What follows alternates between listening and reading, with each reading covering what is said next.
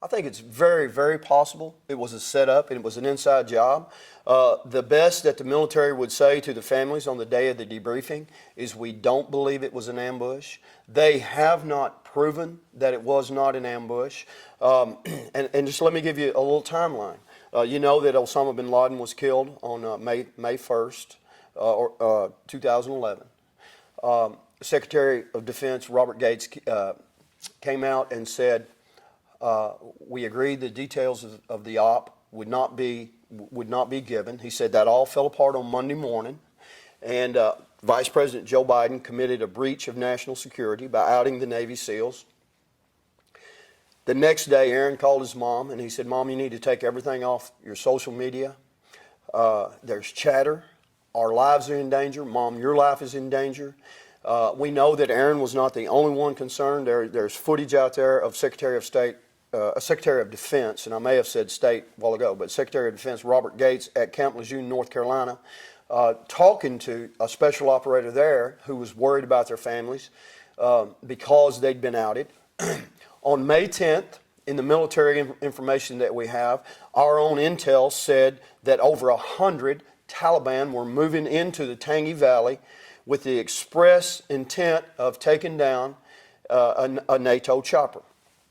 We know that in Afghanistan, the way we operate now is with a group called the OCG, the Operational Coordination Group of Afghanistan. They work directly for Karzai. They are not vetted by the U.S. government through a special arrangement with the Obama administration yet. Now, this group is made up of Afghan National Army, Afghan National Police, and Afghan National Security Ministry.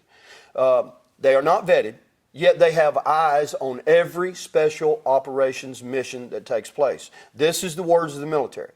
They know everything that's going on. The only thing they don't know, according to the military, is where our forces are getting the information to do an op. But then they are given everything going on about the op. They have the eyes in the sky. They know the flight routes. In fact, they have the authority to squash any special operations mission if they want to. So they're told about it ahead of time.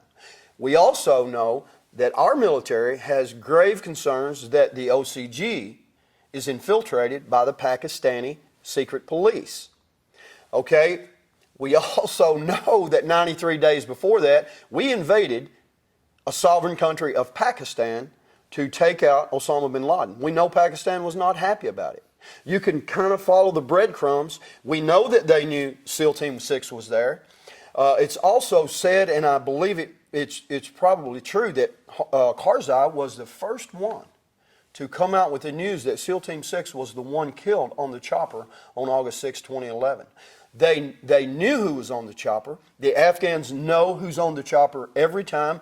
According to the military report, insurgents were gathering in the landing zone where the chopper was coming down. They were gathering in that area. So everything points to a probable ambush. So the Afghan allies knew, and if they knew, you think the Afghan enemies knew, had to know. Absolutely, and the Pakistanis, and the area where the chopper was shot down. The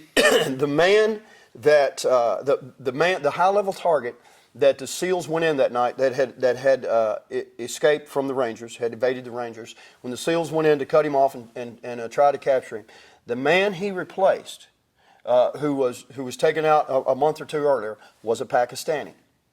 It is said on the internet, the military has not said this publicly, I don't think, that the man that they were after that night was Pakistani Taliban. That's what the internet, I don't know. But I do know the military says the man that was in his same spot before him was a Pakistani.